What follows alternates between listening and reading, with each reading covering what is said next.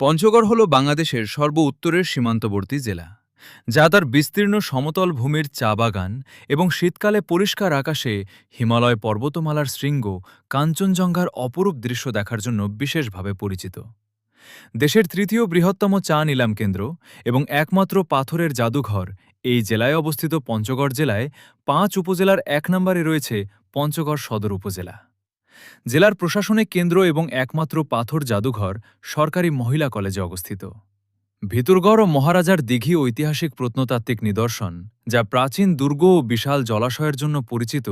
২ নম্বরে রয়েছে তেঁতুলিয়া উপজেলা।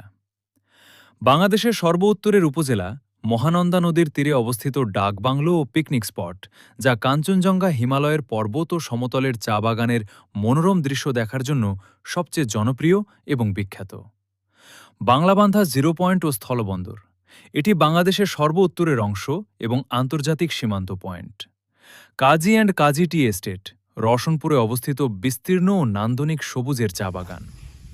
রশনপুরে আরও রয়েছে সুন্দর একটি রাজবাড়ি। ৩ নম্বরে রয়েছে দেবীগঞ্জ উপজেলা। ময়নামতি চর ও ঐতিহ্যবাহী গোলকধাম মন্দিরের জন্য পরিচিত মনোরম এলাকা। ৪ নম্বরে রয়েছে বোদা উপজেলা। ঐতিহাসিক বোদেশ্বরী শক্তিপীঠ মন্দির এবং বোদা দুর্গ এখানে অবস্থিত। ৫ নম্বরে রয়েছে আটোয়ারী উপজেলা। ঐতিহ্যবাহী মির্জাপুর শাহী মসজিদ এবং ইমামবাড়ার জন্য পরিচিত ঐতিহাসিক স্থান।